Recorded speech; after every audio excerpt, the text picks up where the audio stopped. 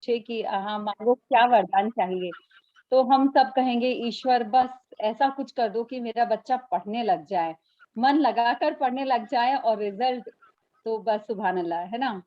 तो ये जो हमारी इच्छा है बीइंग अ पेरेंट कि बच्चा पढ़े, मन लगाकर पढ़े और ऐसा पढ़े कि the results are like they come out with flying colours. तो इसके लिए हमें कुछ ज़रूरी काम करने होंगे। तो इसी इंट्रोस्पेक्शन कैसा किया जाए, किन बातों को, किन खामियों को कैसे ढूँढा जाए और कैसे दुरुस्त किया जाए, इसके लिए Tejasvi is there for effective parenting because parenting primarily आजकल चैलेंज हो गया है कि हम कैसे बच्चों को पढ़ाई में मन लगे कुछ करें, मोबाइल स्क्रीन टाइम जो है वो बढ़ता जा रहा है, चाहे उसमें पढ़ाई हो, चाहे कोई और काम हो, फॉर एग्जांपल गेम्स।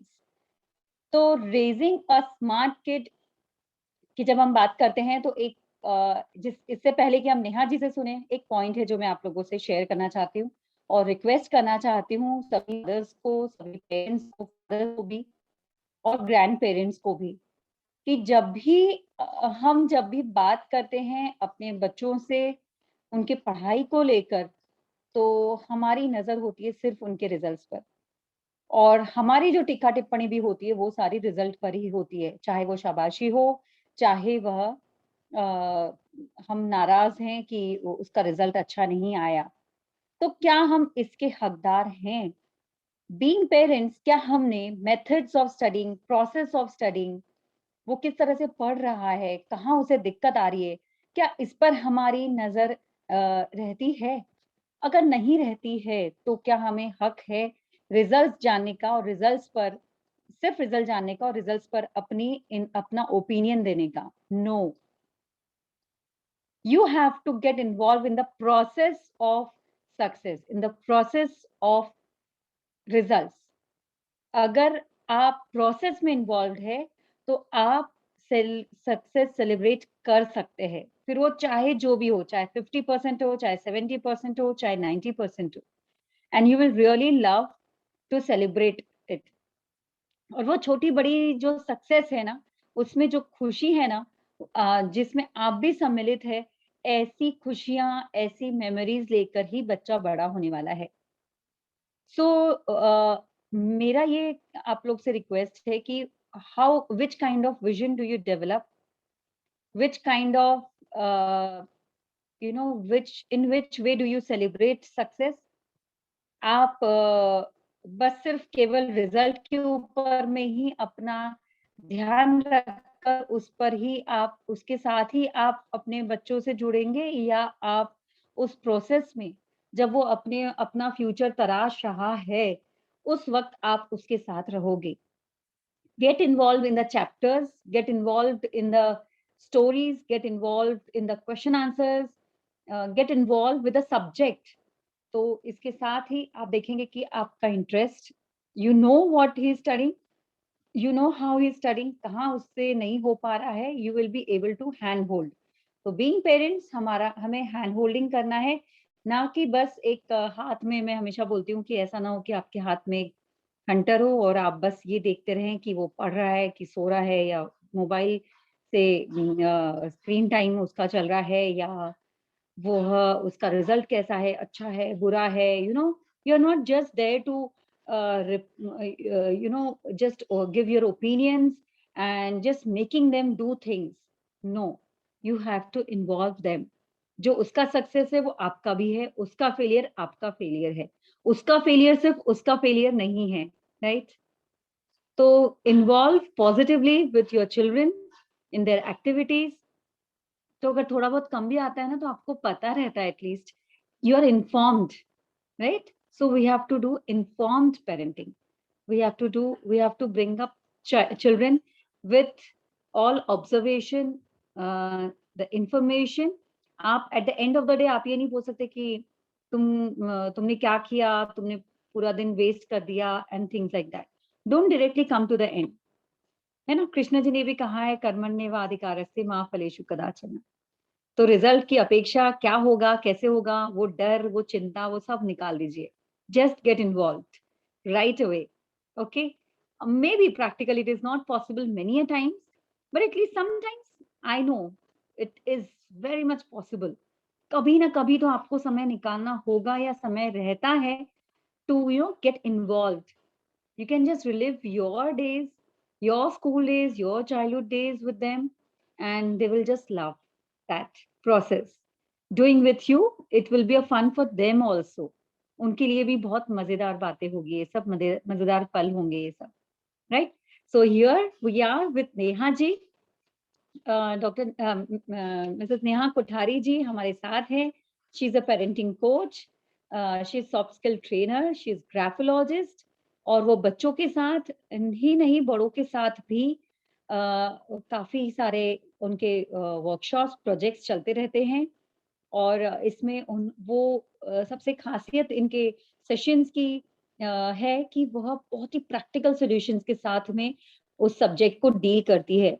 तो आप बिल्कुल तैयार हो जाइए अपनी डायरी पेन लेकर, note down what she is saying, वो क्या बता रही है और वो आपको कैसे रिलेट करती है, कौन सी बातें, वो तो आप बिल्कुल लिख लीजिए। Just try to follow. आपको कहीं भी दिक्कत आती है, you come to her, you come to me, you come to Pooja, और आप अपना बात बताइए। कोई भी दिक्कत है तो आप we are there, don't worry.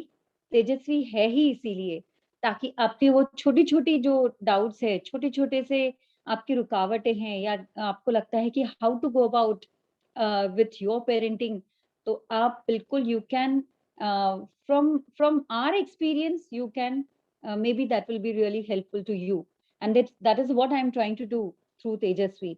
Okay, so I hope you all are liking Tejasvi sessions, and please be there. और आप अपने फ्रेंड्स को भी कहिए टू जॉइन तेजस्वी। तेजस्वी नाम ही इसीलिए रखा है कि हर कोई चाहता है कि हमारा बच्चा तेजस्वी हो, brilliant, intelligent, lovable, adorable, fit and smart. Yes, तो आइए हम लोग इस सेशन की शुरुआत करते हैं। नेहा जी को मैं वेलकम करती हूँ on the platform of Tejasvi for effective parenting. Yes Neha ji, thanks for being here. Once again, we would like to listen to you. Yes, thank you so much. And thank you for allowing me today to take this session at this time. It's really Yes. very nice for you. Last minute changes I asked for you just for this Tuesday. Yes, So yes. yes, today is the very special topic that we are going to deal with. Right? आप लोगों ने आज के session का topic पढ़ा है। Today is the very special thing जो हर कोई पेरेंट्स चाहता है। I want my kid to be the smart kid, है ना? जैसे अब हमारे पास सबके पास स्मार्टफोन आ गया है, अब हमें स्मार्ट किड भी चाहिए। इंटरेस्टिंग। लेकिन क्या हमने कभी ये सोचा है कि ये स्मार्ट किड बनाने के लिए हम हमारे बच्चों के साथ कुछ ऐसी चीजें करते हैं, शायद वो बच्चा वो करने के लिए इतना अभी पोटेंशियल नहीं रखता हो, या फिर बच्चे की वो एज अभी आने की हो, उसके पहले ही हम उसके ऊपर कुछ इतना प्रेशराइजेशन डाल देते हैं कि नहीं तुम्हें आगे बढ़ना है, तुम्हें करना है, तुम्हें। एक्चुअली मैंने ज्यादातर पेरेंट्स को क्या देखा है कि मेनी ऑफ द टाइम सारे पेरेंट्स जो खुद का सपना पूरा नहीं कर पाते हैं वो आप अपने बच्चों में देखते हैं। M I right? ऐसा होता है। मैंने ये नहीं कर पाया था, मैं मेरे बच्चे को करवाऊंगा। मैं डॉक्टर नहीं बन पाई तो क्या हुआ, मैं मेरे बच्चे को डॉक्टर बनाऊंगी। होता है ऐसा मोस्ट ऑफ द टाइम। ये चीज बहुत सारे पेरेंट्स लोग बोलते हैं।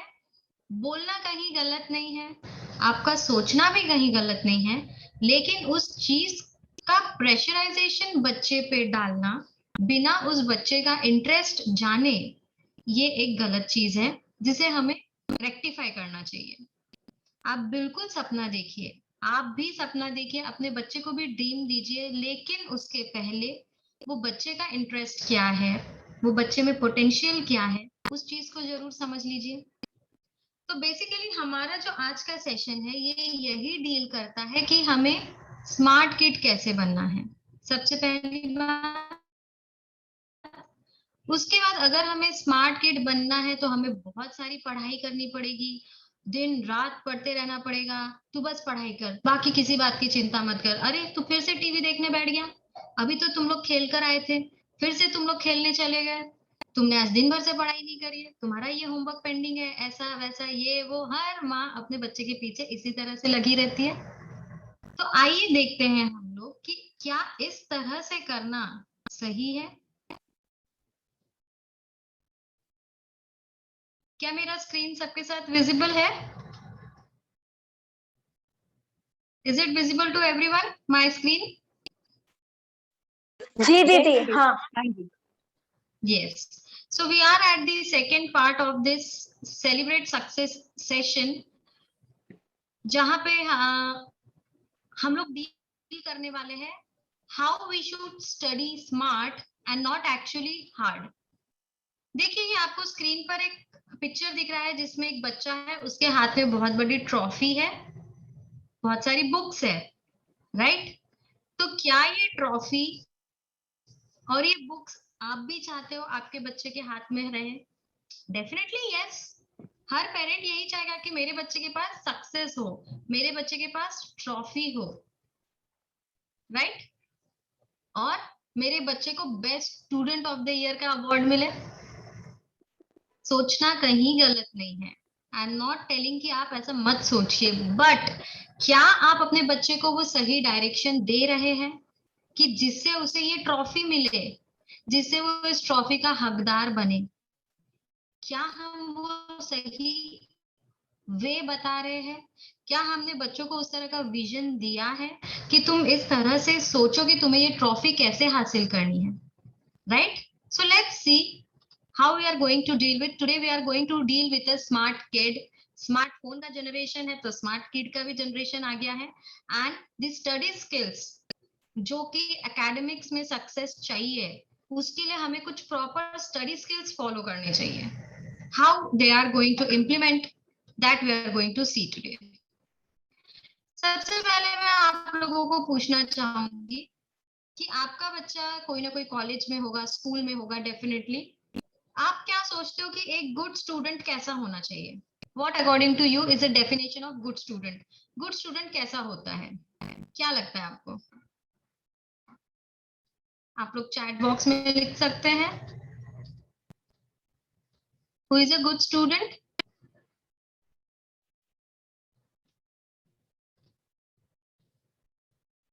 कैसा हो सकता है गुड स्टूडेंट्स, बताइए। Discipline, obedient, kind, gentle, who completes his or her work on time, very right. Overall first in all activities, ये भी सही है। Responsible towards his work and attentive towards studies, yes. पढ़ाई करता रहे, है ना? एक अच्छा स्टूडेंट वही है जो पूरा टाइम पढ़ता रहे, है ना? उसके हाथ में बस बुक रहना चाहिए, चाहे वो उठे तो बुक, सोए तो बुक, खाना खाने के बाद बुक। ऐसा होता है? नहीं, ऐसा जरूरी नहीं है। गुड स्टूडेंट वो नहीं होता है जिसके पास पूरे टाइम बुक हो। गुड स्टूडेंट की मैं डेफिनेशन आज आप लोगों को बता देती हूँ। गुड स्टूडेंट वो होता है, सिंपल, जो पढ़ रहा है और पढ़ने के बाद उसने उस चीज में से क्या समझा, उसने उसमें से क्या एक्सट्रैक्ट किया, वो एक गुड स्टूडेंट होता है। सिंपल सी बात है। आप अपने बच्चों को कभी ये मत बोलिए you are not a good student, तुम पढ़ाई नहीं करते हो, तुम ऐसा नहीं करते हो, तुम वैसा नहीं करते हो। नो, गुड स्टूडेंट वो है जो रीडिंग कर रहा है और रीडिंग करते वक्त उसको वो उसमें से क्या समझ में आ रहा है, राइट? आजकल बुक को याद करने वाले, मेमोराइज करने वाले बहुत सारे बच्चे हैं, लेकिन वो बुक में जो मीनिंग है, जो कंटेंट है, वो समझ में बहुत कम बच्चों को आता है। सो वो बच्चा गुड स्टूडेंट हो ही नहीं सकता। तो हमें ये डेफिनेशन याद रखनी है। गुड स्टूडेंट वो है चाहे वो प्रैक्टिकली कुछ भी कर रहा हो, प्रैक्टिकली अगर वो स्टूडेंट सही चीज कर रहा है तो वो गुड स्टूडेंट है। अगर वो रीडिंग कर रहा है, उसको कॉन्टेक्ट समझ में आ रहा है, तो वो गुड स्टूडेंट है। अगर वो राइटिंग कर रहा है, राइटिंग वो अपने थॉट्स के थ्रू कर रहा है, तो वो गुड स्टूडेंट है। राइट? मतलब the one who is using his thoughts, his brain to do any of the activity is a good student. Is it necessary कि एक अच्छे बच्चे को या एक अच्छे बच्चे स्टूडियस बच्चे को 10 से 14 घंटे डेली पढ़ना जरूरी है? Is it necessary? क्या लगता है आपको ये सही बात है?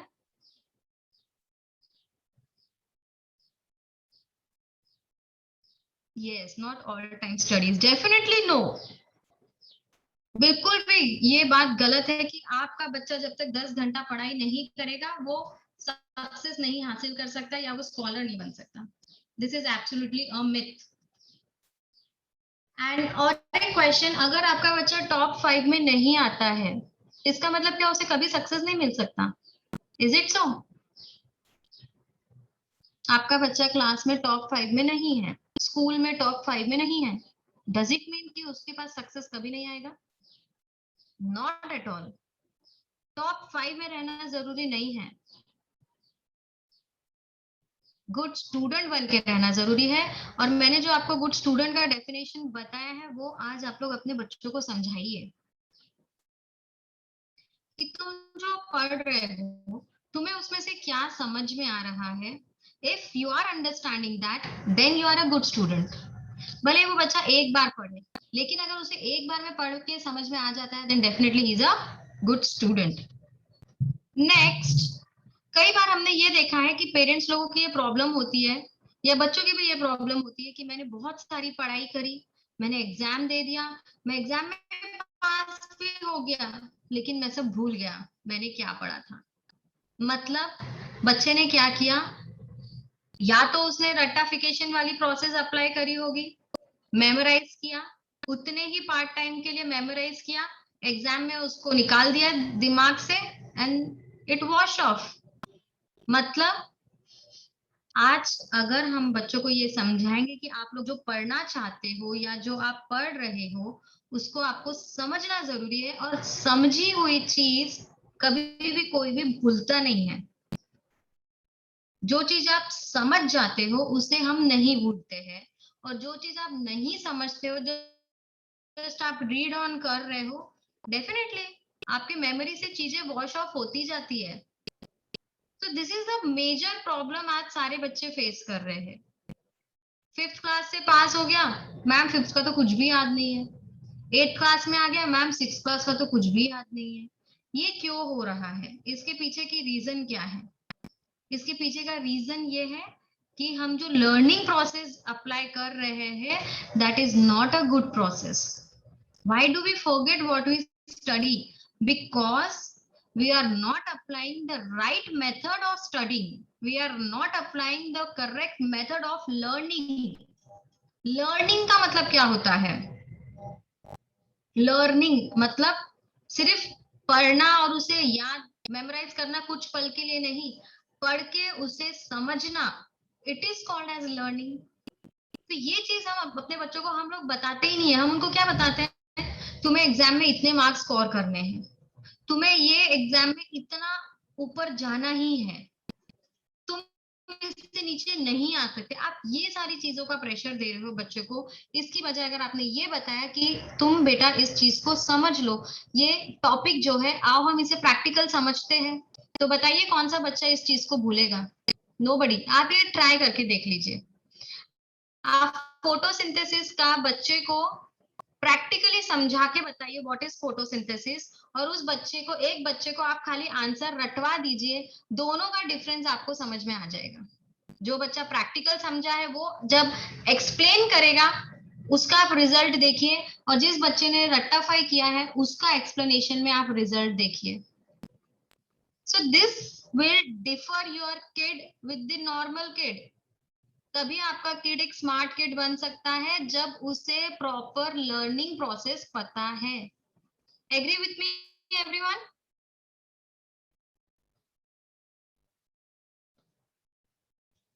सो let's move towards how we should raise a smart kid. ठीक है, अब आज का जो टाइम हम देखते हैं, definitely it's a very competitive world. Competition बहुत ज्यादा बढ़ गया है मैम। अगर हम इतना स्लो जाएंगे तो हम हमारे बच्चे को आगे कैसे पहुंचाएंगे? हमें सब कुछ बहुत फास्ट करना पड़ेगा। बच्चा अगर दिन में इतना पढ़ाई नहीं करेगा तो वो बहुत पीछे रह जाएगा। तो हमें क्या करना चाहिए? हमें सबसे पहला स्टेप ये अप्लाई करना चाहिए that we have to study smart, not study hard. Study smart. Smart का मतलब क्या होता है? स्मार्टफोन मतलब क्या हो रहा है? मैं आपको इसके से समझाती हूँ। स्मार्टफोन मतलब सारी चीजें हम यहाँ पे कर सकते हैं। जीमेल, इंटरनेट, मीटिंग्स, अपना पीडीएफ रिपोर्ट्स, सब कुछ हम स्मार्टफोन में हैंडल कर रहे हैं। मतलब हम ऐसा तरीका यूज कर रहे हैं जिससे हमारी चीजें फास्ट हो जाए और सही हो जाए।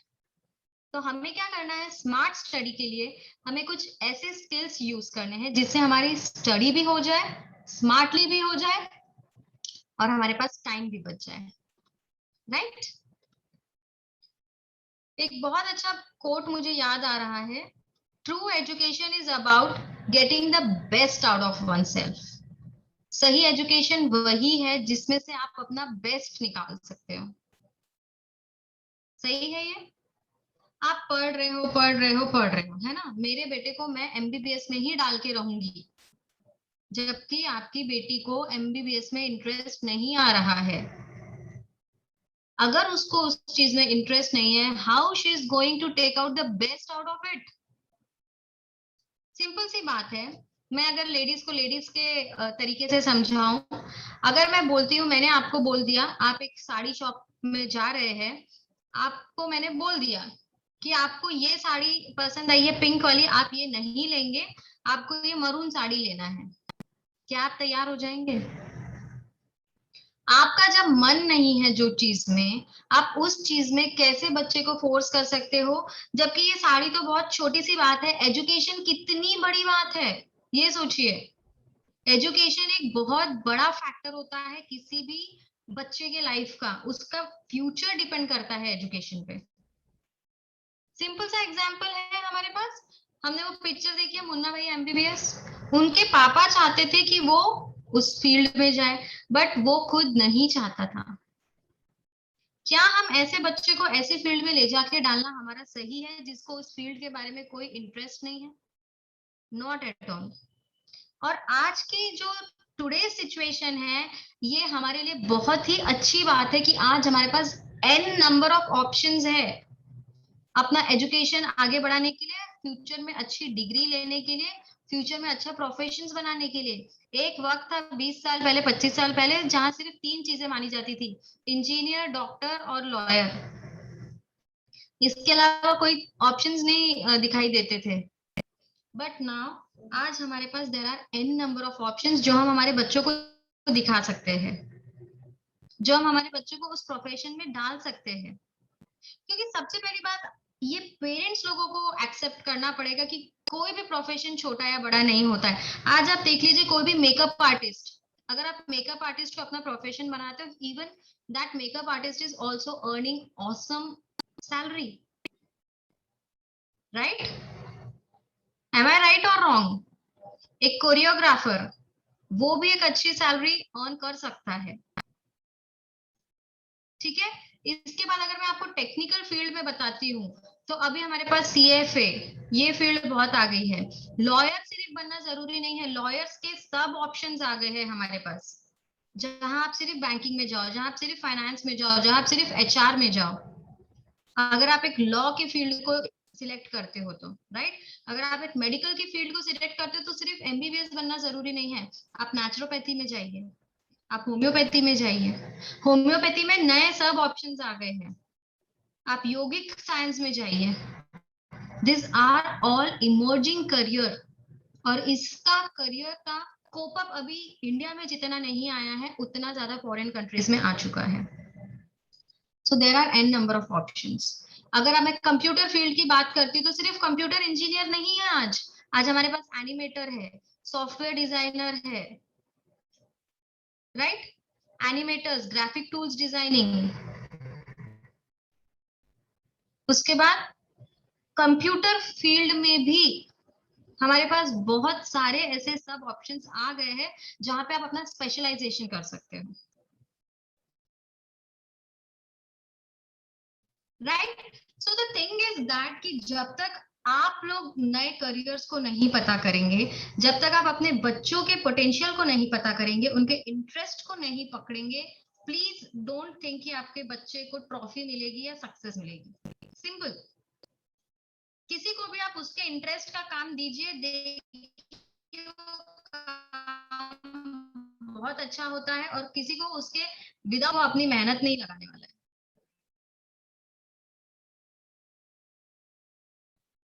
Right. Then how our child will get the success. मेरा आवाज क्लियर आ रहा है ना? My voice is clear? It's breaking a bit actually, but now it is coming okay. हाँ, क्योंकि मुझे बीच में ना ऐसा अनस्टेबिलिटी का सिंबल आया था। हाँ, यस। अब सबसे पहले ये देख लीजिए कि सक्सेस क्या होता है। सक्सेस मतलब 99% स्कोर?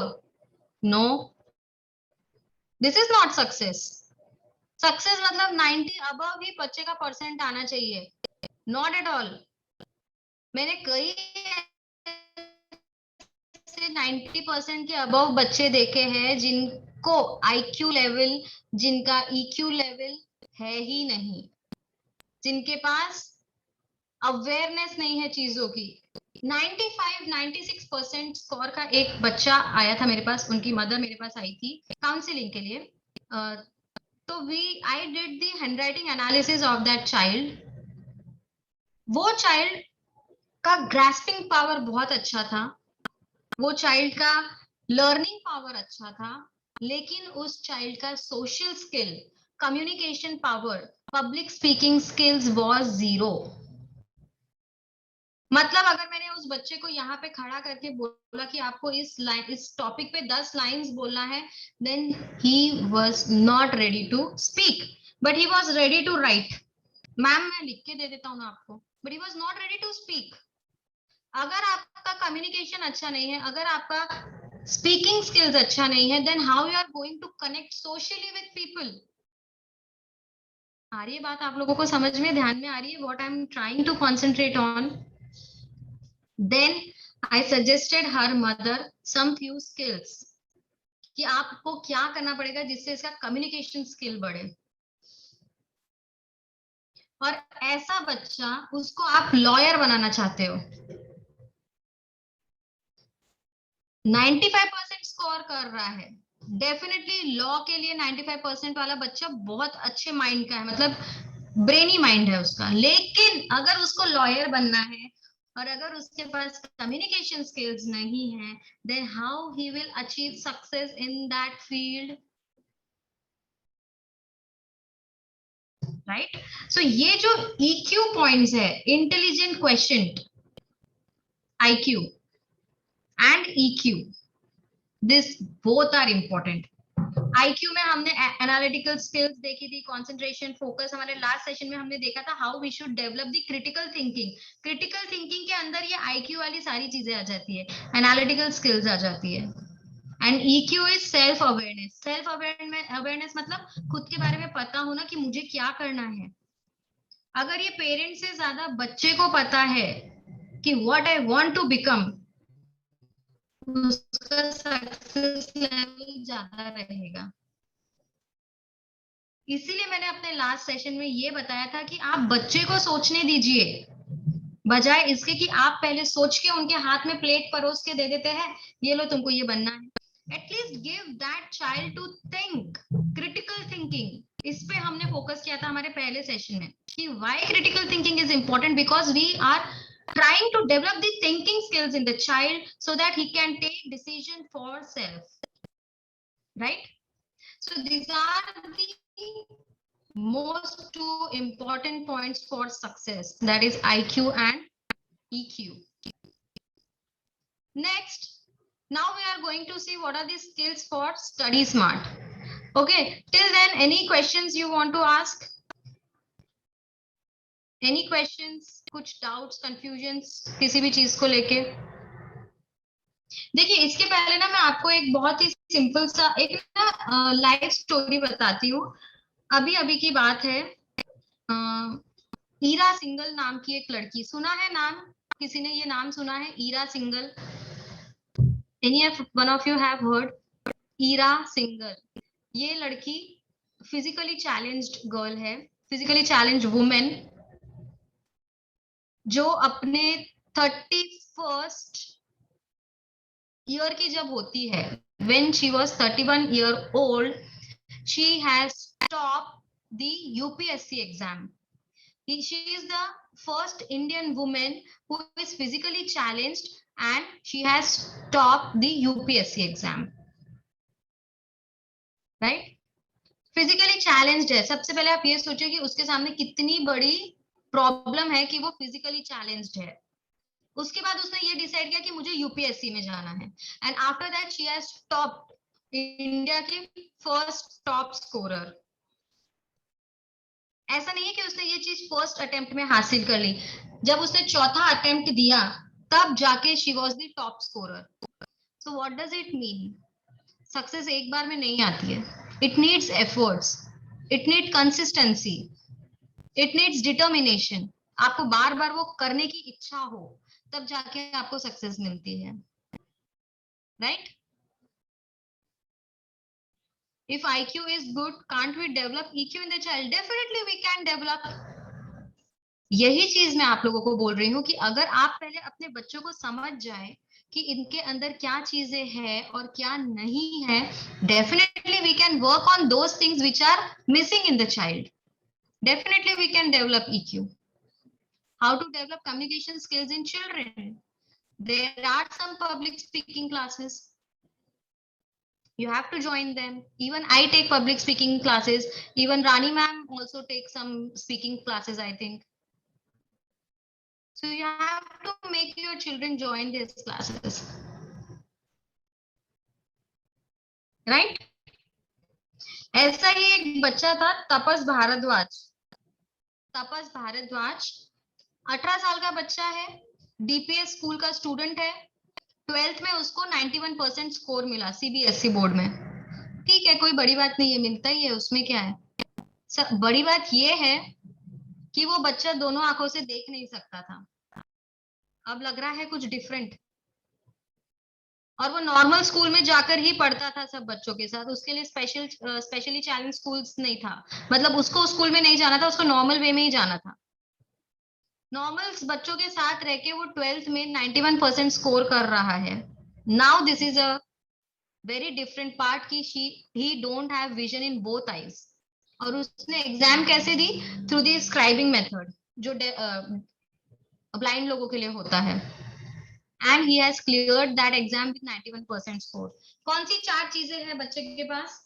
डिजायर, डिटर्मिनेशन, डायरेक्शन और डिसीजन। उसने डिसाइड किया कि मैं नॉर्मल स्कूल में ही जाऊंगा। उसको सही डायरेक्शन मिला कि किस तरह से पढ़ना चाहिए। उसका डिटर्मिनेशन पक्का था कि मैं अच्छा स्कोर करूंगा, और उसका डिजायर है कि आगे जाके उसे लॉ का ग्रेजुएट बनना है। So this thing all collectively make a student success, right? Neha ji, do you want to ask anything? You have raised your hand.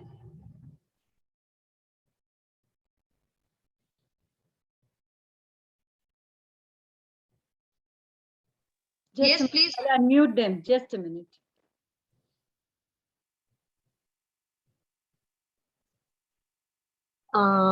मुझे पूछना था कि हम लोग IQ, EQ कितने एज तक मतलब ऐसे डेवलप कर सकते हैं?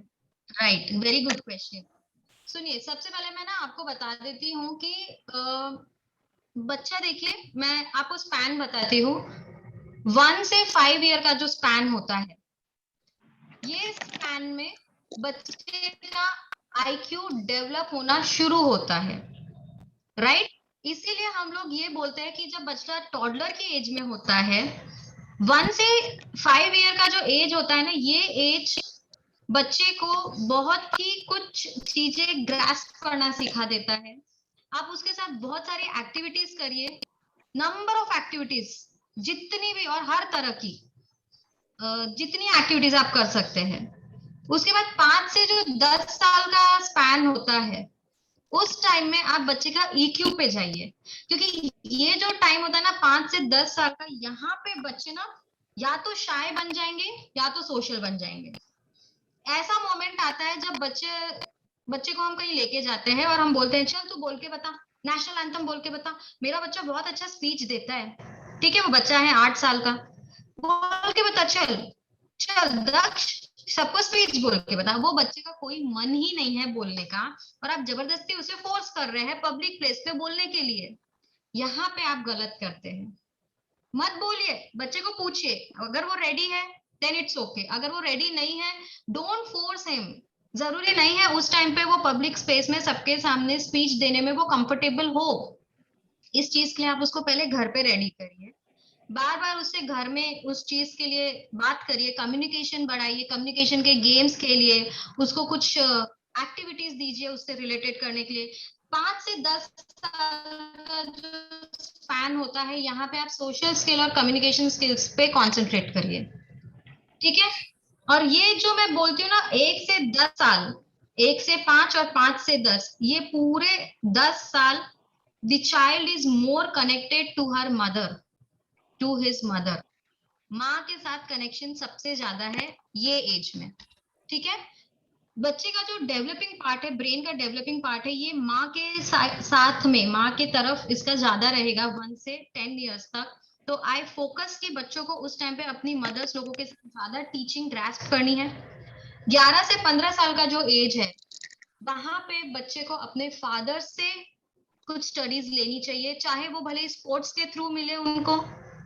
स्टडीज मतलब कुछ लर्निंग्स लेनी चाहिए, तो वो फादर अगर उनमें डेवलप करते हैं थ्रू स्पोर्ट्स, क्योंकि हम ये बोलते हैं कि 11 से 15 साल का जो स्पैन है, वहां पे आप बच्चे को स्पोर्ट्स में इनकलकेट कीजिए, जो भी स्पोर्ट्स उसके इंटरेस्ट का है वो स्पोर्ट्स में बच्चे को डालिए।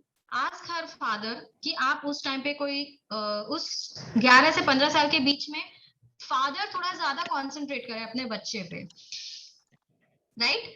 तो ये जो एरिया रहता है ना 11 से 15 साल का, कैसा होता है, मदर लोग ना थोड़े ना सेंसिटिव टच के होते हैं, जल्दी पनिश नहीं कर पाएंगे, बहुत जल्दी गिव अप कर देंगे मदर्स लोग। चलो ठीक है, रो रहा है बच्चा तो उसको समझा लेंगे। फादर लोग they are very strict, some fathers they need discipline. तो ये जो 11 से 15 साल का टाइम होता है ना, ये डेवलप करने का सबसे बड़ा, मतलब फिजिकली आप आ गए, 1 से 10 साल में आपने IQ EQ पे वर्क किया, उसके बाद आप फिजिकली वर्क कर रहे हैं, और 15 से 20 साल पे बच्चा खुद वर्क करेगा, राइट।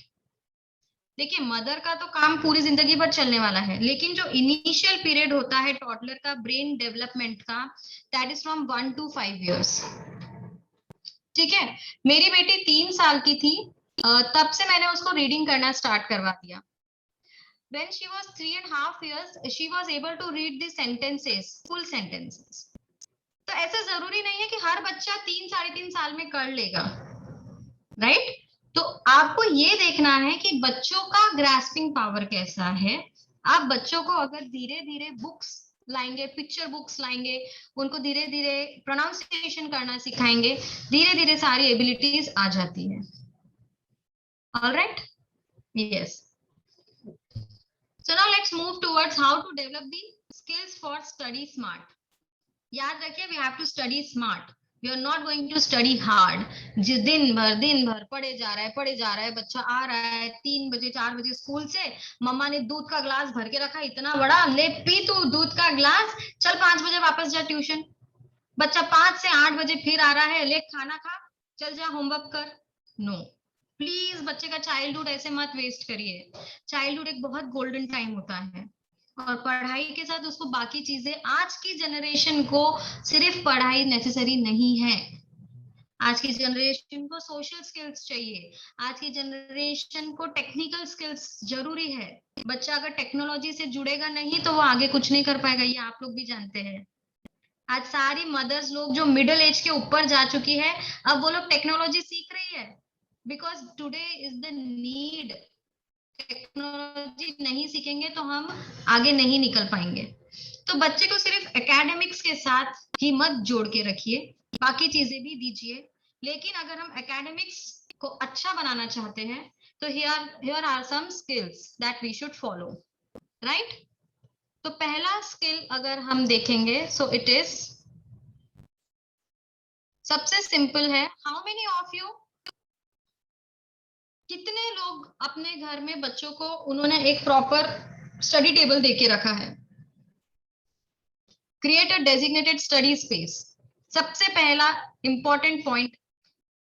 अभी तो कैसा हो गया है, पहले तो ऑफलाइन स्कूल्स थे तो फिर भी बच्चा चेयर टेबल पे पढ़ता था, अभी तो मैं ऑनलाइन में देखती हूँ बच्चा बेड पे बैठ के पढ़ रहा है,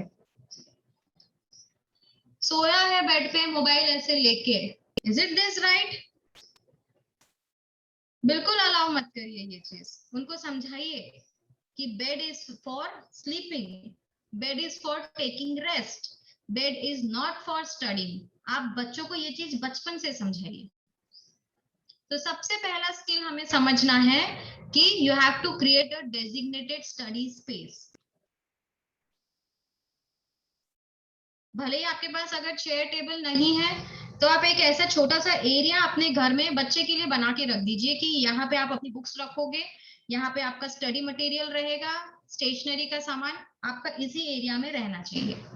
बच्चे का अगर खुद का प्राइवेट रूम है तो वहां पे उसका एक स्टडी टेबल होना चाहिए, right. Important thing is the place should be well lit, मतलब वहां पे it should be very open, ऐसे बंधा बंधा नहीं हो, ऐसे बंद बंद नहीं रहना चाहिए, वहां पे ना एक खुला एटमॉस्फेयर होना चाहिए, अच्छा लाइट्स होना चाहिए, it should B distraction free. बच्चों के रूम में कभी भी टीवी मत लगाइए, don't give them TV in their room, it should be very distraction free. उसके बाद बच्चे को ये चीज समझाइए कि ये एरिया आपका है and you have to take care of this, ये आपको संभालना है। आप अपनी बुक्स कैसे रखते हो, अपना रूम कैसे क्लीन एंड टाइडी रखते हो, ये खुद करने दीजिए बच्चे को। मैंने देखा है बहुत सारी माओ को, अरे यार तू क्या कर रही है, ला मैं कर देती हूँ। अरे क्यों आप कर रहे हैं, आप ऑलरेडी इतने घर का काम कर रही हैं, आप थक जाती है, बच्चों को अपने रूम का काम करने दीजिए। आप क्यों सारी चीजें अपने ऊपर लेना चाहती है। बच्चा एक बार गलत करेगा, दो बार गलत करेगा, आप उसको समझाइए, तीसरी बार वो सही करेगा। रीजन बिहाइंड दिस कि बच्चा जब अपना स्टडी एरिया खुद से क्लीन रखेगा, अपना स्टडी एरिया खुद से मैनेज करेगा, he will definitely develop interest कि मैं यहाँ बैठ के पढ़ूं, कि मुझे यहाँ बैठ के ये करना है, मुझे इस एरिया में बैठ के करना है क्योंकि इस एरिया को मैंने डेकोरेट किया है। डेफिनेटली ये ना मतलब ऐसी चीजें हैं जिससे बच्चों के अंदर इंटरेस्ट डेवलप होता है, राइट। बच्चे को ये बताइए कि अगर आप रात को यहाँ कचरा कर रहे हो, दिन भर में आपने इतना सारा कचरा कर दिया, राइट, तो आपको रात को ये क्लीन करना है ताकि नेक्स्ट डे आप खुद यहाँ बैठने वाले हो। Yes I am telling this Kiran, Kiran ji what if the child doesn't clean, आप मत साफ करिए, उसको बैठने दीजिए। Next day just ask him, आपको अच्छा लग रहा है ऐसे अनडर्टी प्लेस में बैठना, जस्ट आस्क हिम। अगर वो यस बोलता है तो उसे समझाइए कि अनडर्टी प्लेस पे बैठना और पढ़ाई करना it is not going to help you, आप अपनी जगह साफ रखिए और क्लीन करके पढ़िए। देखिए जितना आप चाहेंगे कि मैं बच्चे को अच्छा करूं, उससे इतना ही पेशेंस आपके अंदर चाहिए। आप चाहते हैं मेरा बच्चा 90% स्कोर करे, आप समझ लीजिए कि आपको 90% पेशेंस आपके अंदर रखना है। ये ना रेसिप्रोकेटेड थिंग है, आपने पेशेंस कम किया, बच्चे का भी सक्सेस कम, आपने पेशेंस बढ़ाया, बच्चे का पेशेंस सक्सेस बढ़ेगा, सिंपल। तो पहला simple criteria, you have to create a designated study space. अगर अभी तक आप लोगों ने नहीं बनाया है तो घर में एक एरिया, उतना एरिया अपने बच्चों को दीजिए, उसको एक छोटा अलमीरा दीजिए, आप अपनी बुक्स इसमें रखिए, अपना सब कुछ सामान इसमें रखिए, keep it neat clean and tidy, just make this habit for your kid.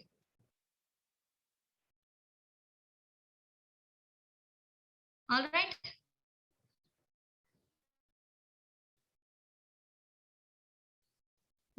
Next, schedule. एक सेकेंड, हम लोग बहुत आगे आ गए हैं।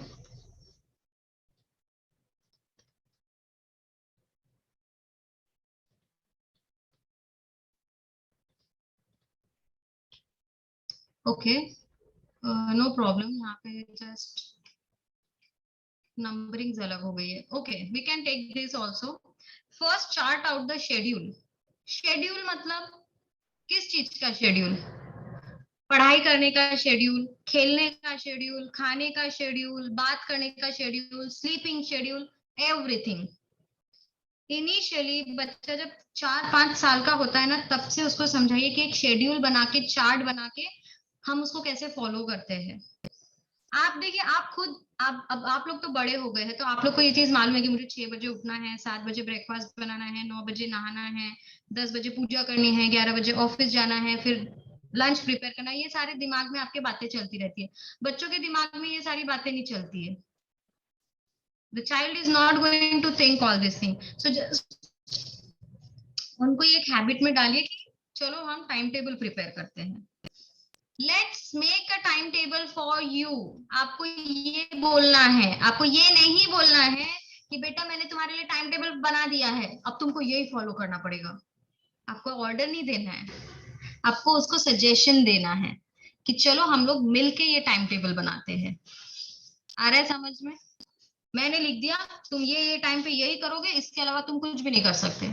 नो, उसको बोलिए कि पहले तुम एक टाइम टेबल बना लो, उसके बाद आपको लगता है कि यहाँ पे मुझे कुछ चेंजेस करने हैं, तब आप उसको बताइए कि यहाँ पे ये चेंजेस करो, and then you have a good conversation. देखिए बच्चा कितना इंटरेस्ट लेके ये चीज करेगा। Don't you make the table, ask her और हिम टू मेक टेबल, क्योंकि आखिरकार फॉलो उसे करना है ना, आपको तो फॉलो नहीं करना है। Then make a daily to do list. ये हैबिट डालिए कि वो सुबह उठ के एक टू डू लिस्ट बनाए। हम लोग की हैबिट होती है एडल्ट्स लोगों की कि हम दिमाग में सोच लेते हैं कि आज मुझे ये काम करना है, बैंक का ये काम करना है, इलेक्ट्रिसिटी का करना है, इंश्योरेंस का करना है, ग्रोसरी का करना है। हम सुबह से ये सारा सोचने लग जाते हैं। बच्चा सोचेगा नहीं, उसको टू डू लिस्ट बनाने की हैबिट डालिए। Next, schedule me time as well. बच्चे को समझाइए कि आपको अपना मी टाइम निकालना है। इधर यू प्ले, इधर यू वॉच टेलीविजन, इधर यू रीड बुक्स, इधर यू प्ले वीडियो गेम्स, और इधर you play with your friends. This is a me time जो बच्चे को खुद का देना जरूरी है। और कभी भी जब आप शेड्यूल बनाते हैं तो बच्चों का पहले सिलेबस देखिए क्या है, उसके अकॉर्डिंगली प्लान कीजिए। बस ऐसा नहीं कि बस बनाते गए बनाते गए बनाते गए और चल रहा है। जस्ट फ्यूचर में क्या करना है, एग्जाम कब आ रहे हैं, एक ही टाइम टेबल पूरे साल भर नहीं चल सकता। ये let me clear this thing, एक ही टाइम टेबल पूरे साल नहीं चलने वाला है। This time table are going to change in every 3 months. अभी हाफ ईयरली एग्जाम्स आने वाले हैं, उसके 2 महीने पहले एक टाइम टेबल बना लीजिए। अगर आपका दिवाली वेकेशन आ रहा है उस टाइम पे चेंज कर दीजिए, आपका ये टाइम टेबल थोड़ी ना काम करेगा। दिवाली वेकेशंस हो गई, उसके बाद अलग टाइम टेबल बनाइए। मैम अगर शेड्यूल मेंटेन ना हो तो क्या करें?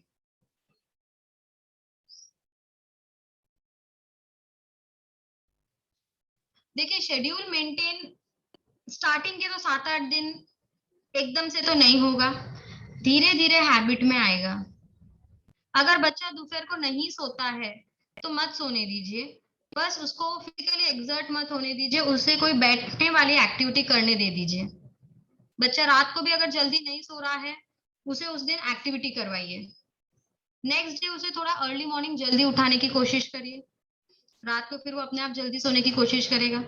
We have to sort out some solutions for this, है ना?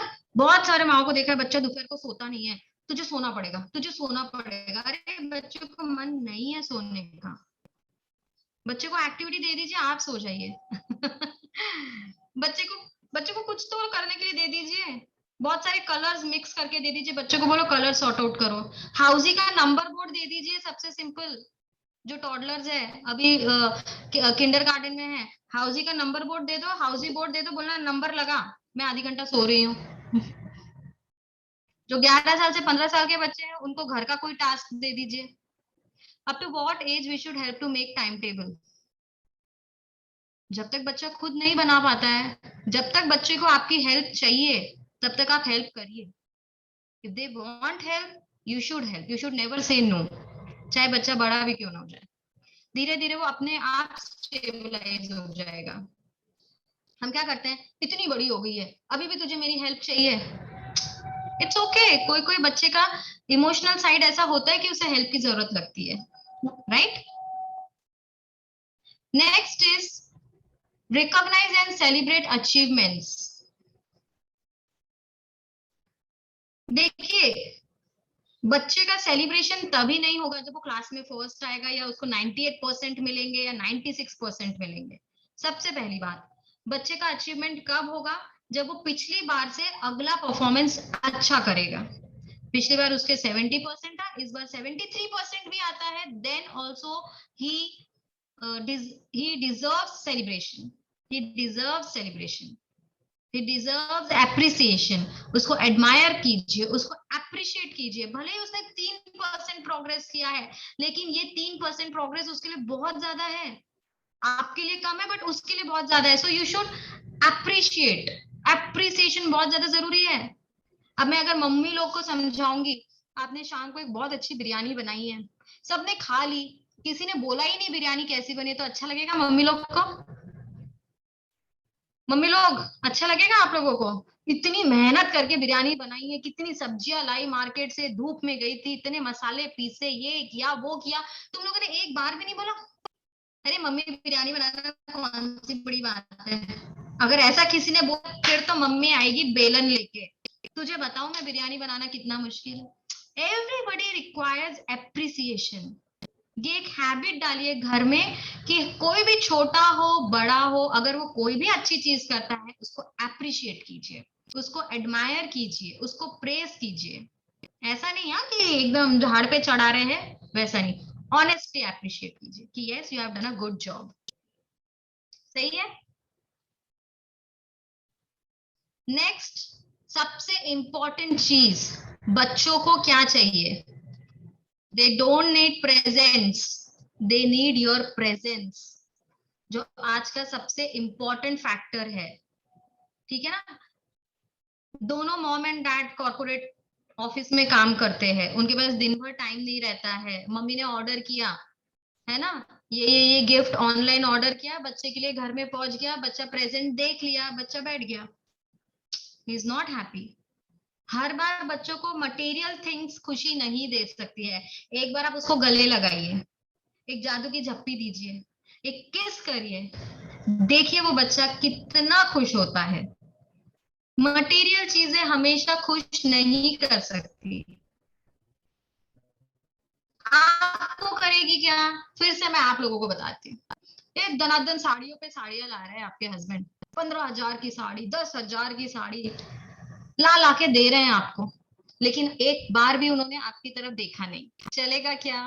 मैंने 10,000 की साड़ी पहनी है, इतना अच्छा मेकअप किया है, इतनी अच्छी हेयर स्टाइल बनाई है, मुझे देखा भी नहीं, चलेगा क्या? You need presence. बच्चे तो फिर काफी छोटे हैं ये सब चीजों के लिए, इसलिए no material things. Material things कभी कभी देना ठीक है, they always need your presence, ये हमेशा याद रखिए। They always need your presence. एक छोटा सा हग, एक छोटा सा फॉरहेड किस सोने के पहले, ये याद रखिए, सोने के पहले बच्चों को यहाँ पे फॉरहेड किस दीजिए, चाहे बच्चे ने कितनी भी बड़ी गलती करी हो। ये फॉरहेड किस बच्चे का एरोगेंसी, बच्चों की नेगेटिव थिंकिंग को चुटकियों में बदलने का काम करता है। Because this touch sensitivity, it has many scientific reasons behind that, कि इससे नेगेटिविटी पूरी तरह से चली जाती है। Alright, next is take your child for small treat. अगर जैसे आपको लगता है कि इसने बहुत अच्छा कुछ किया है, कुछ अच्छा परफॉर्मेंस किया है, जैसे कि आपका बच्चा किसी भी कंपटीशन में पार्टिसिपेट नहीं करता है, पर आपने इस बार उसको इतना फोर्स किया तो वो बेचारा हाँ बोल दिया, हाँ मम्मा करूंगा पार्टिसिपेट, लेकिन वो जीता नहीं है, इसका मतलब क्या? उसको अचीव नहीं किया उसने कुछ भी? नो, उसने अचीव किया है, Last time he was not ready for participation. This time he has participated. It is a very big achievement. चलो बेटा तुम और मैं आइसक्रीम पार्लर जाएंगे, छोटी छोटी खुशियां। चलो मैं तुम और मैं एक डेयरी मिल्क सिल्क खाएंगे, चलो तुम और मैं बैठ के मैगी खाएंगे, चलो तुम और मैं बैठ के कुछ पार्क वार्क चलते हैं, छोटी सी शॉपिंग करते हैं। छोटी छोटी ट्रीट्स बच्चों को बहुत खुश करती है। Simple. Next is determine your learning style. Yes, this was my second point, but I think slides कुछ ऊपर नीचे हो गई। लर्निंग स्टाइल समझिए बच्चों की। हर बच्चे का लर्निंग पावर सेम नहीं होता है, लर्निंग स्टाइल भी सेम नहीं होता है। अब जैसे आई एम अ ग्राफोलॉजिस्ट, मैंने बहुत सारे लोगों की हैंडराइटिंग चेक करी है। हम लोगों को बचपन में जब हम छोटे होते हैं, हमको ए लिखना ऐसे सिखाया जाता है। सिंपल, हम ए को इस तरह से लिखते हैं, ये वाला ए, राइट। हम जब बड़े होते जाते हैं, इसको हम इस तरह से लिखना शुरू कर देते हैं। हमको सिखाया कौन सा था, ये। फिर कर्सिव राइटिंग आया तो हमने ये सीख लिया। इसके बाद अब हम सिग्नेचर करते हैं तो हम ये वाला बनाते हैं, ये देखो, डेकोरेटिव। मतलब क्या होता है, हम जैसे जैसे हमारी एज बढ़ती है, हमारा लर्निंग स्टाइल, हमारा ग्रास्पिंग स्टाइल, हमारा राइटिंग स्टाइल सब कुछ चेंज होता है। तो सब बच्चों का एक स्टाइल नहीं होता है। लर्निंग स्टाइल क्या होता है, एक ऐसी स्टूडेंट के पढ़ने का अलग अलग तरीका, उसको समझने का तरीका अलग, उसको एब्जॉर्ब करने का तरीका अलग, उसमें से इंफॉर्मेशन निकालने का तरीका अलग। ये सब अलग अलग तरीके होते हैं। So there are basically 4 learning styles, right. कुछ बच्चे विजुअल देख के बहुत जल्दी समझते हैं, कुछ बच्चे सुन के समझते हैं, कुछ बच्चों को नोट्स लिख के पढ़ने की आदत होती है, और कुछ बच्चों को प्रैक्टिकली करने की आदत होती है। तो आपको ये पहचान ज्यादा बेनिफिशियल है, उससे आपको ज्यादा फायदा हो रहा है। ठीक है, अब ये कैसे पता चलेगा मैम? तो ये आप ट्राई करके देखिए चारों में से। विजुअली मतलब बुक में, या फिर वीडियोस दिखाइए यूट्यूब में, कि वो वीडियोस देख देख के जल्दी समझ रहा है क्या कॉन्सेप्ट को, वो करके देखिए। ऑडिटरी मतलब आप उसको समझाइए, वो बैठा है आपके पास, आप रीड करिए, बोलिए, उसको कॉन्सेप्ट समझाइए। अगर वो सुन के समझ लेता है, मतलब उसका ऑडिटरी लर्निंग स्टाइल है। अगर उसको सुन के समझ में नहीं आता है, then go for the third step. Draw करिए, सब कुछ पिक्चर फॉर्मेट में उसको ड्रॉ करके समझाइए। ये होता है। रीड एंड राइट वाले बहुत सारे बच्चे होते हैं जिनको ड्रॉ कर करके सब कुछ समझाना पड़ता है। इट्स ओके, इसमें से कोई भी स्टाइल अप्लाई करिए, सब बेनिफिशियल है। बट एक्चुअली कौन सा लर्निंग स्टाइल आपके बच्चे का है, ये आप पता करिए। ये चारों में से जो भी आपके बच्चे का लर्निंग स्टाइल है, हमेशा फिर वो उसी स्टाइल में अगर पढ़ेगा, then it is beneficial for him. Okay, visual, auditory, read and write and kinaesthetic. Kinaesthetic मतलब प्रैक्टिकली उसको करना है। प्रैक्टिकली करने के लिए बहुत कम बच्चे रेडी होते हैं, बहुत कम बच्चे होते हैं जिनको खोला खाली करना है, और जितने भी इलेक्ट्रॉनिक चीजें मिलती है ना, उसको खोल खोल के बैठ जाते हैं। साइंटिफिक जितनी चीजें हैं, बायोलॉजिकली जितनी चीजें हैं, उसको प्लांट्स को जा जाके देखेंगे। बहुत कम होते हैं, बट होते हैं, right. So just check out the learning style for your kid. Next important point is put your child in the driver's seat. मतलब गाड़ी उनको चलाने दीजिए। कितने लोग ड्राइविंग करते हैं आप लोगों में से? How many of you drive the car? कितने लोग ड्राइविंग करते हैं?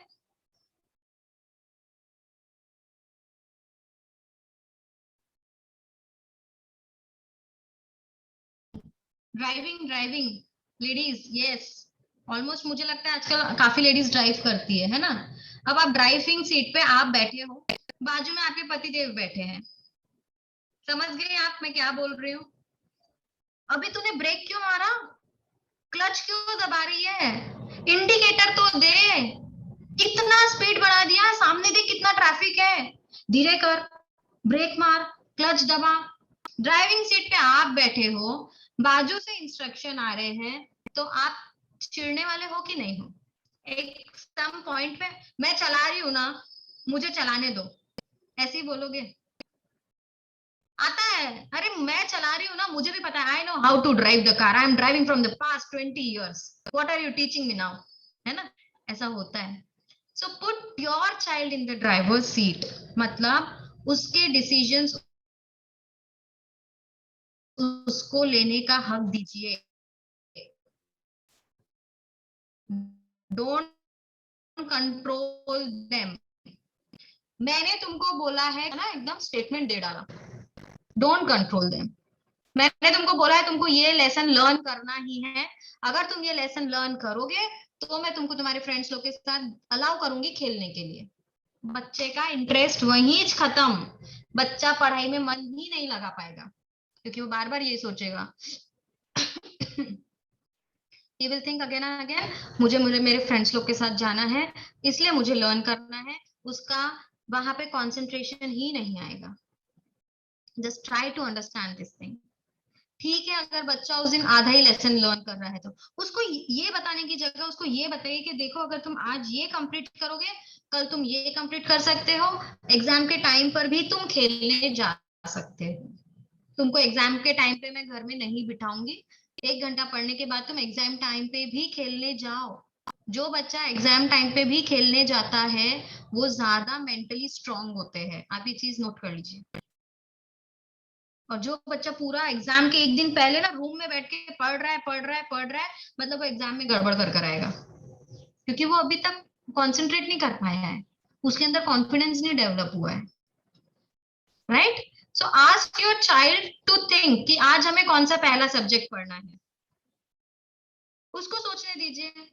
अगर वो बोलेगा कि मैम मम्मी आज तो हम ईवीएस पढ़ लेंगे, अरे ईवीएस तो बहुत आता है तुझे अच्छे से, क्या तुझे बार बार वही पढ़ना है? ठीक है, उसका मन है, रिवीजन ले लो, उसके बाद नया सब्जेक्ट स्टार्ट करो, but ask him to decide.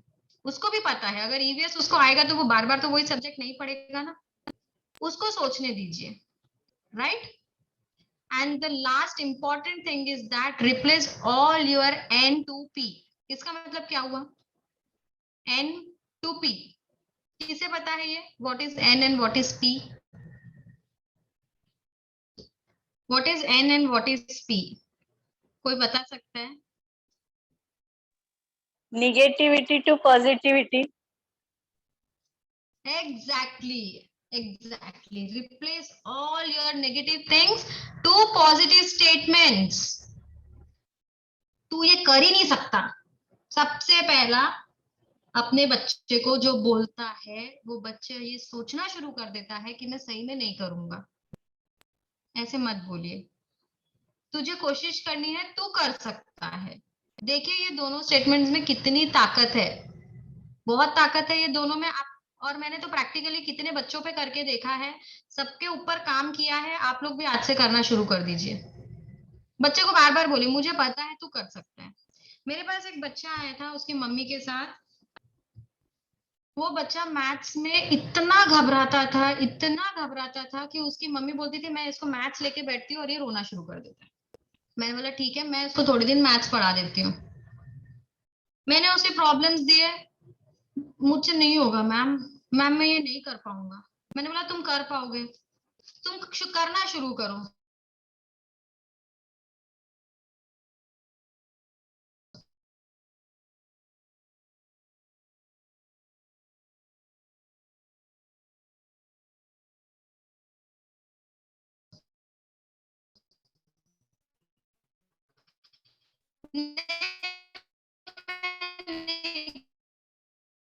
हाँ जी, you were not audible for मैंने last बोला 1 ठीक है minute. रॉन्ग भी होगा तो मुझे कोई प्रॉब्लम नहीं, मैं तुम्हारी क्लास टीचर थोड़ी ना हूँ। तुम आंसर गलत करना कोई बड़ी बात नहीं है, यही मैं आपको समझा रही हूँ। We have to study smart, वो बच्चा दिमाग लगा के 9 प्रॉब्लम्स तो कर रहा है ना, आप वो एक के पीछे क्यों कॉन्सेंट्रेट कर रहे हो? 9 सक्सेस को देखना नहीं है और आपको एक गलत चीज को देखना है। तो ये चीज आपको बदलनी पड़ेगी। पेरेंट ही बच्चे को विश्वास दिला सकते हैं कि बच्चा आगे बढ़ सकता है। तो हमें ये सारी चीजें, ये देखिए जो टॉडलर्स बच्चों की माएँ हैं ना, उनको तो ये बदल देना शुरू करना चाहिए अभी, क्योंकि अब आपके बच्चे आपकी ही सारी बात सुन के बड़े होने वाले हैं। डोंट रन, आप बोलिए वॉक प्लीज, नो शाउटिंग, आप ये बोलिए धीरे बात करिए, नो क्राइंग, आप ये पूछिए ना आप बेटा रो क्यों रहे हो, नो नो नो, ये जो एन एन एन एन है ये हटा दीजिए।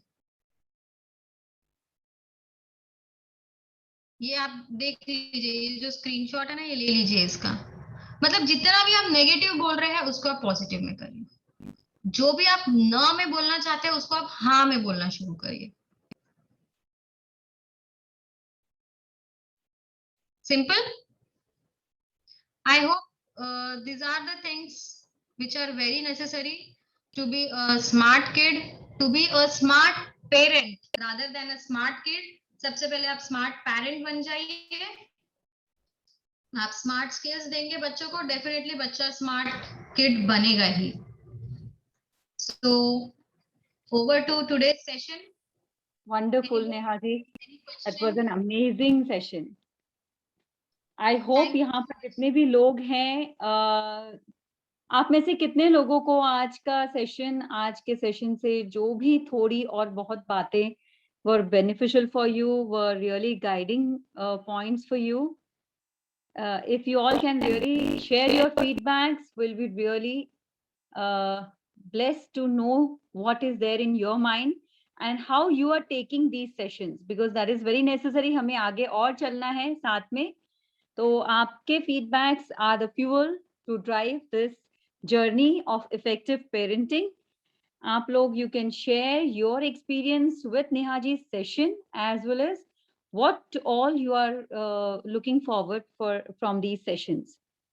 Thank you so much, Neha ji. Now it's a question answers time, but आज हम लोग थोड़ा सा काफी कम questions ले पाएंगे with Neha ji. यहाँ पर कुछ बहुत अच्छे questions आए हुए हैं. Let me just read. Yeah.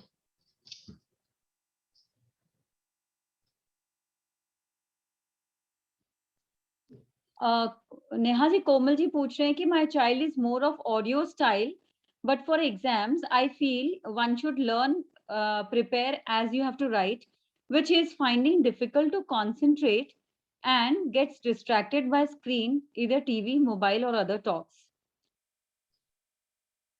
Okay. अगर देखिए आपको एग्जाम टाइम पे ये लगता है कि बच्चे का कंसंट्रेशन नहीं हो रहा है या फिर वो सिर्फ ऑडियो स्टाइल से करवाने से, डेफिनेटली तो आप दो स्टाइल को मिक्स कर दीजिए, audio plus read and write. Okay, so you can combine this two styles together. Exam के पहले आप उसका राइटिंग प्रैक्टिस भी ले लीजिए, so this will definitely will improve his confidence also. Okay,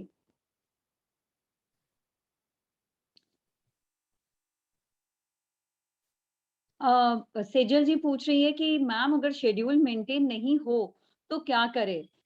for example if kid is not responding for Noon nap और early night sleep, तो क्या कर सकते हैं? I answered this। बच्चा अगर सोना नहीं चाहता है उनको एक्टिविटीज दीजिए, जबरदस्ती मत सुलाइए। बच्चा देखिए जब इंसान सोता कब है, जब वो फिजिकली एक्सर्ट होता है, मेंटली एक्सर्ट होता है, then he want to take rest. अगर रेस्ट नहीं लेता है तो मत सोने दीजिए, कुछ करवाइए उनको एक्टिविटीज। राइट, आप सो जाइए, मैंने तो सिंपल सा सॉल्यूशन दिया ना, हाउसिंग बोर्ड के नंबर्स अलग रख दीजिए, बोर्ड अलग रख दीजिए, आप सो जाइए, बच्चा कर लेगा एक्टिविटी। Yes, wonderful. Okay. एक और question. I have a 5 years old child, and due to my second child, by November end, is there any suggestions you can share to be followed for the unborn child? Oh my God। मतलब कितने देखो concern parents है, we are so much concern, right? देखिए मैं first of all congratulations और देखिए second child जब आने वाला है उसके बारे में आप सोचना शुरू करना चाहते हैं, इसके लिए मैं एक चीज ये बोलूंगी कि जो आपका पहला चाइल्ड है उस पे ज्यादा फोकस करिए। बिकॉज क्या होगा जब सेकंड चाइल्ड आपके हाथ में आएगा ना, तो first child will feel insecure. हम क्या करते हैं, हमारा पूरा कंसंट्रेशन सेकंड चाइल्ड पे लगा देते हैं और पहला चाइल्ड थोड़ा इनसिक्योर फील करने लगता है। ये बहुत ही ना सेंसिटिव टाइम होता है उस बच्चे का, क्योंकि अब उस बच्चे का 5 से 10 साल का पीरियड ऐसा है जहां उसका उसका आईक्यू लेवल डेवलप करना है। देखिए जो आपका छोटा बच्चा है वो 1 साल तक तो अभी कुछ भी नहीं सीखेगा, सिंपल जो रेगुलर एक्टिविटीज चलती है वही चलेगी। न्यू न्यू बॉर्न के लिए आप क्या कर सकते हो, आप उसके कान में अच्छे मंत्रास बोलो, अच्छे एफर्मेशंस बोलो। न्यू बॉर्न के लिए ये सारी चीजें आपको ही करनी है, जो आप अभी भी कर सकते हो ड्यूरिंग योर प्रेगनेंसी ऑल्सो। लेकिन 1 साल तक आपको यही सब करना है, एफर्मेशंस बोलिए, छोटे बच्चे के कान में मंत्रास बोलिए, सारी चीजें अच्छी चलेगी। लेकिन जो 5 साल का बच्चा है उस पे से फोकस मत हटाइए, उसको उतना ही ड्यू रिस्पेक्ट दीजिए जितना आप अभी तक दे के आए हैं as a first child. This I really want to say. Very well said, Neha ji. Pooja wants to ask, my daughter is 12 years old and she's not able to follow her schedule. What should I do? She is not able to follow her schedule, it means वो schedule उनके मन से बनाया हुआ है क्या? The first thing, does she make her schedule या आपने बना के दिया है? अगर वो शेड्यूल उनके मन का नहीं है और आपने बना के दिया है, then there is need to make some changes according to her. अगर उन्होंने बनाया है तो फिर भी अगर वो फॉलो नहीं कर पा रही है, इसका मतलब उन्होंने बहुत ज्यादा एक्टिविटीज शेड्यूल में डाल दी है, शायद उस वजह से उनके पास टाइम कम पड़ रहा है, या फिर सारी चीजें मर्ज हो रही होगी। चेक इट आउट कि वो टाइम लिमिट के हिसाब से उस शेड्यूल को बनाए, कि वो खुद फिजिकली एग्जर्ट ना हो, मेंटली प्रेशराइज ना हो शेड्यूल को लेके। Yes. Great. She can start small. She can start following at least 2-3 activities at a time and go on to 10 activities that are mentioned in the timetable. Don't make so many of things in the schedule at the first day only. पहले दिन में लंबा चौड़ा मत लिख दीजिए। Yes. छोटा छोटा से स्टार्ट करिए। Yes. छोटी छोटी सक्सेस उन्हें विश्वास दिलाएगी and they'll move to the bigger success in their 24 hours, and that 24 hours makes for their successful month and a year. Yes. Last question, if there is.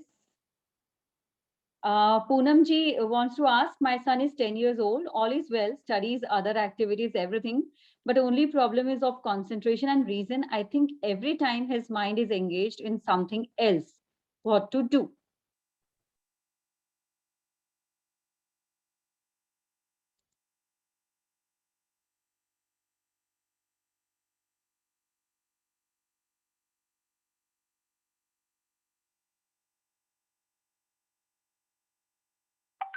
Neha दीजिए, आप म्यूट है। Mute, not audible.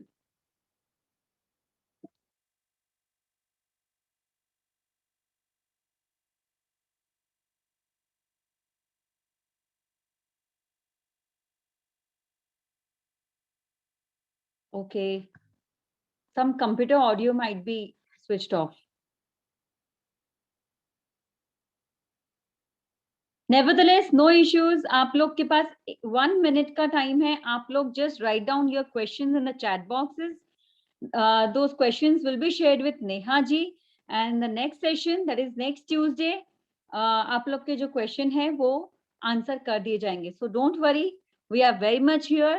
We'll again connect with you next Tuesday. Be there and be there with one more person in this session.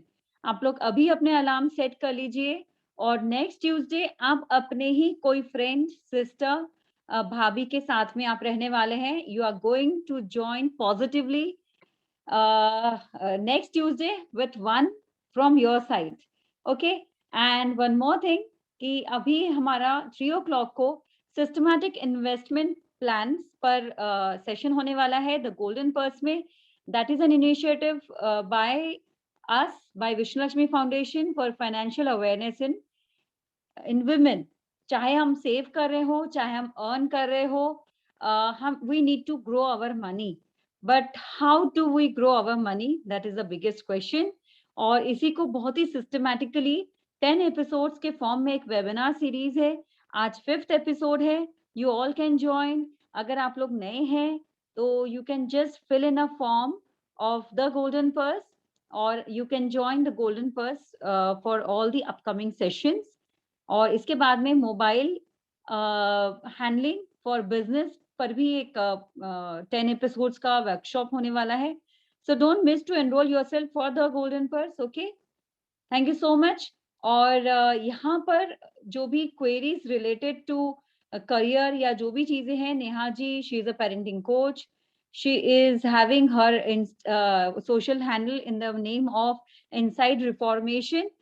तो आप लोग जरूर से you can reach out to her any time. अगर आपको बहुत ही स्पेसिफिक कोई इशू है which you need to discuss at length with her, you can definitely call her up, take an appointment and get the solution right